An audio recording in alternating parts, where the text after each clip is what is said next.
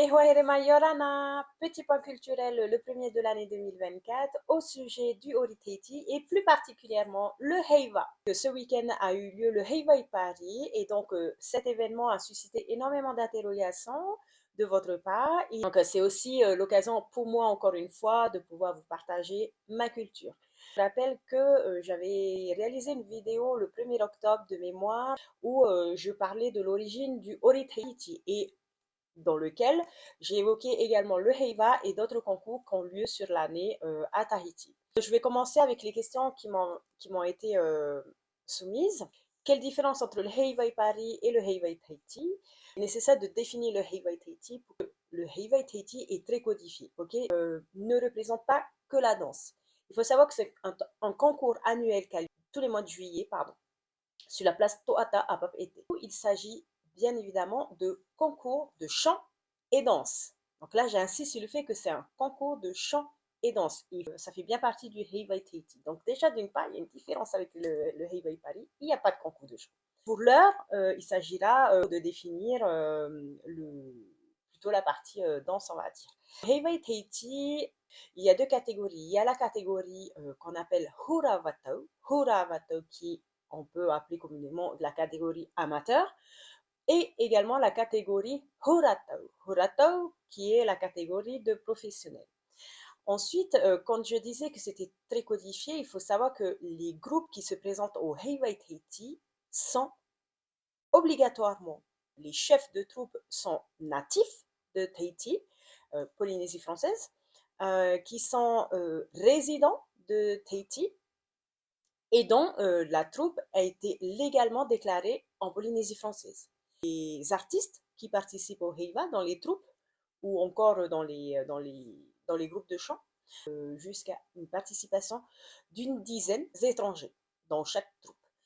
Au-delà de 10, bien évidemment, ça vaut pénalité. Donc, on rappelle que c'est un concours à la base. Hein, donc, au début du concours, il y a une célébration qu'on appelle le Rahiri. Le Rahiri, c'est une célébration solennelle où tous les représentants des troupes de danse et des groupes de chant sont présents sur la place Toata et là vont déclarer leur engagement de respect mutuel tout au long du Heiva, du début à la fin. Donc voilà. Et ça s'appelle la célébration du Rahiri. Rahiri. Donc, encore une fois, ça n'existe pas au Heiva Paris. Le règlement impose donc à chaque groupe de danse, qu'il soit amateur ou professionnel, de présenter un OTA. Je rappelle que c'est une danse soutenue par des percussions traditionnelles. Un aparima, c'est une danse chantée, mimée par la gestuelle sur des instruments à cordes traditionnels comme la guitare, le ukulélé pardon, et éventuellement soutenu par des percussions traditionnelles également. On a également le paoa, c'est un type de danse qui se danse pardon, à genoux, accroupi ou assis, en cercle ou en demi-cercle, en tapant des mains pour donner le tempo, en tapant des mains sur les cuisses pour donner le tempo, avec en son centre une délégation de musiciens avec le meneur-interprète qui va venir réaliser son patotau. Le patotau, en fait, c'est ni plus ni moins qu'un dialogue entre le meneur-interprète avec la troupe de danse qui sont en train de taper des mains sur les cuisses pour donner le tempo. Et donc à ce moment-là, par duo ou en solo, les danseurs vont venir se mettre à danser au milieu pendant que le reste de la troupe tape des mains sur les cuisses pour donner le tempo. Donc ça, c'est le paoa, qui est suivi du hivinau. La hivinau, pareil, là, il se danse en cercle concentrique, pardon, un ou deux debout et pareil, toujours en son centre, le même groupe de musiciens avec le meneur-interprète qui continue son patotau avec la troupe qui danse en tournant autour de ce groupe de musiciens au centre. Le Paoa Hivinau, ce sont deux danses qui se suivent toujours, toujours, toujours.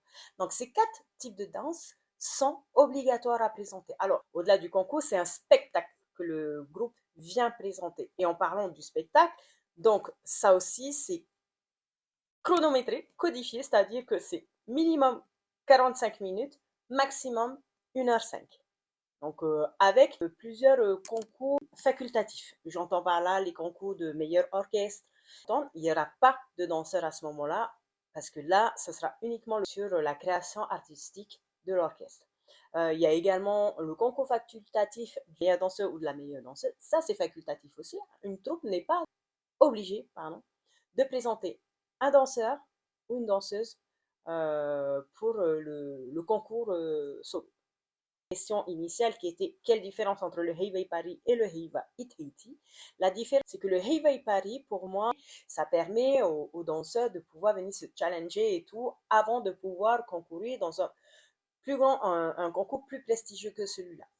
Comme par exemple le Ori Tahiti Nui Competition qui a lieu à Tahiti au mois de novembre, quasiment en même temps que le Hurat Tapairu, et qui lui a valeur de championnat du monde du Ori Tahiti. Une autre question également a été soulevée par rapport au Heiwei Paris, c'était que au Heiwei Paris, on parle de Mehura. Le Mehura, il s'agit tout simplement, et là encore, je l'avais déjà évoqué dans ma vidéo du 1er octobre, le Mehura, c'est l'équivalent du hula hawaïen. En fait, c'est un aparima qui se danse sur un tempo beaucoup plus lent et c'est voilà, une mise en scène beaucoup plus orchestrée. Les costumes beaucoup moins traditionnels, on va dire, où là, on peut se permettre d'aller dans l'extravagance en portant des robes et tout, parce qu'au Heiwei Tahiti, il n'y a pas de robe. Hein. C'est pour ça que le Mehura, voilà, c'est une autre catégorie de danse. Voilà. Qu'est-ce que le Heiva des écoles? Maintenant, le Heiva des écoles à Tahiti, il est distinct du Heiva Tahiti. J'entends par là que le Heiva Tahiti, on ne présente pas les écoles de danse. Ce sont des troupes. Au Heiva des écoles, là, on va présenter des écoles de danse. Donc là, il n'y a pas de notion de concours. C'est uniquement, en gros, c'est comme si c'était un gala multi-école. Voilà. Un gala fin d'année multi-école. Bien que les écoles de danse, à titre individuel, réalisent de leur côté leur gala, mais à part du Heiva des écoles. Voilà. C'est ça le Heiva des écoles. Ensuite, concernant les costumes, au maximum privilégier les matières naturelles. Au Heiva Tahiti, il y a le concours du meilleur costume. Il y a le grand costume qu'on appelle le costume Huranui. Donc ça, c'est le grand costume en végétaux secs et le costume végétal. Donc là, c'est que des végétaux frais. Les matières fraîches, c'est comme un bouquet de fleurs. Ça ne dure pas ad vitam aeternam. Ok, donc voilà. Également, j'en ai parlé sur ma vidéo du 1er octobre où je parlais de la feuille de pandanus séchée. Donc c'est ça.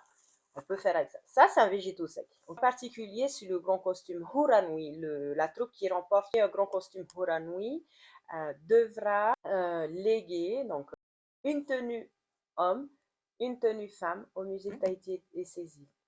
Et concernant le costume végétal, celui-ci, à la fin du spectacle de la troupe, le costume végétal doit être remis au jury pour analyse. La signification viendra de ce qu'on veut transmettre comme message. Et tout part du thème. Donc la signification doit être rappelée dans les matières utilisées ou décrire ce qu'on veut évoquer, peu importe la matière, mais on peut le dessiner. Ensuite, on m'a posé la question concernant les musiques, parce qu'au Heiwei Paris, l'orchestre a des percussions, a interprété plusieurs pehe. C'est littéralement des sons, des musiques. Et donc là, du coup, c'est les sons des percussions. Ce sont des pehe traditionnels, en fait, ce sont des pehe qu'on apprend quand on apprend à la danse tahitienne à reconnaître pour pouvoir caler les pas de base. Et donc là, en l'occurrence pour le Heiwei Paris, les pehe traditionnels ont été joués. En fait, naturellement, le danseur ou la danseuse va reconnaître le son et va pouvoir rapidement chorégraphier dans sa tête ce qu'il va pouvoir faire. Pour le changement de paix, c'est pas systématique. Le seul moment où l'orchestre te signale le changement de tempo, c'est quand on arrive à la fin, Thomas. Et pour les poti'i, on a ce hei sur le Tauapi Vahine, le deuxième OTA qu'on a J'espère que ça vous a plu encore ce petit focus culturel sur les Heiwei Tahiti. Moi, ce que j'aime beaucoup, c'est de voir cet engouement et surtout cette curiosité de votre part. Je trouve ça génial et du coup, au moins, ça me permet encore une fois de pouvoir partager ma culture avec vous. Et surtout, n'hésitez pas parce que c'est l'occasion pour moi aussi d'avoir des sujets à aborder avec vous, en espérant avoir répondu à vos interrogations. Et si cette vidéo a pu susciter d'autres interrogations, surtout n'hésitez pas à me solliciter, ce sera avec plaisir que j'y répondrai. Et Marurumet Eit Faroramei, je vous souhaite encore euh, une bonne soirée ou une bonne journée, je ne sais pas à quel moment je vais envoyer la vidéo, mais à très vite. Bisous à vous, Nana!